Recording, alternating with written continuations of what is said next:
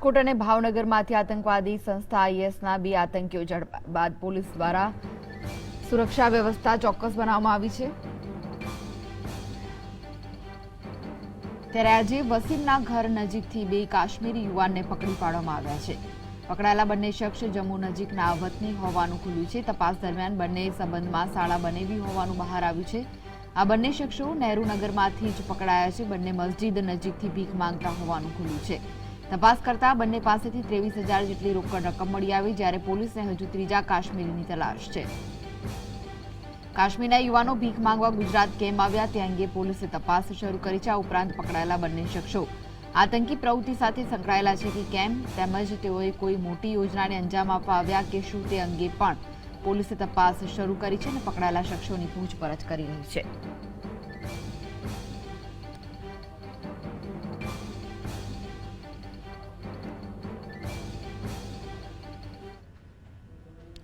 તો રાજકોટમાંથી પકડાયેલા 4 sharp શૂટરોને Rajkot police તપાસ માટે મહારાષ્ટ્રના નાસિક લઈ જશે। નાસિકમાં શાર્પ શૂટરોના કનેક્શન અંગે તપાસ કરશે। તેમની તપાસમાં નામો ખુલશે તેવી પોલીસને આશંકા છે। નાસિકથી પરત ફર્યા બાદ ઓળખ પરેડ કરવામાં આવશે। દરમિયાન રાજકોટ પોલીસે 4 શાર્પ શૂટર ક્યારે કઈ જગ્યાએ રોકાયા હતા તેના ખુલાસા કર્યા છે। આ શાર્પ શૂટર 27 ડિસેમ્બરે ચોટીલા આવ્યા હતા, જ્યાં તેઓ 2 હોટલમાં રોકાયા હતા। જે બાદ 28 ડિસેમ્બરે રાજકોટ આવ્યા હતા, જ્યાં પણ તેઓ 2 હોટલમાં ઉતર્યા હતા। રાજકોટ રોકાઈ જામનગરમાં રેકી કરતા જતા હોવાનો પણ ખુલાસો થયો। પ્રાપ્ત થયેલી માહિતી અનુસાર તેઓ નાસિકથી બાઇક ચલાવી રેકી કરવા આવ્યા હતા। ઉપરાંત 3 જાન્યુઆરીએ ફરી ચોટીલા આવ્યા હતા, જ્યાંથી તેઓ 4 જાન્યુઆરીએ રાજકોટ આવ્યા હોવાનું બહાર આવ્યું છે।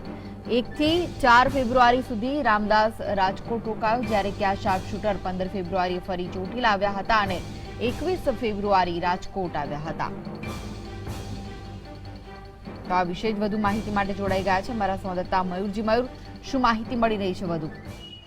જી કૃષ્ણ, જણાવી દઉં કે ડી ગેંગના જે શાર્પ શૂટરો છે તેને લઈને આજે રાજકોટ ક્રાઇમ બ્રાન્ચની એક ટીમ નાસિક તપાસ માટે જવાની છે।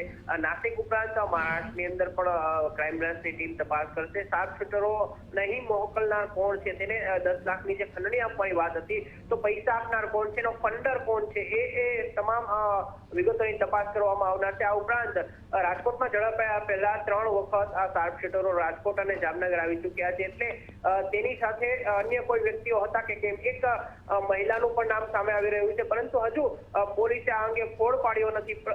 આ સમગ્ર બાબતને લઈને પોલીસ નાસિક તપાસ સાથે જઈ રહી છે અને નાસિકથી મહત્વની કડીઓ મળી શકે એમ છે અને ડી ગેંગના જે વધુ લોકો આમાં સંડોવાયેલા છે તેના નામ પણ સામે આવી શકે છે। જી મયુર, તમે અમારી સાથે જોડાયેલા રહેશો, આગળ પણ સમાચાર વિશેની માહિતી મેળવીશું તમારી પાસેથી।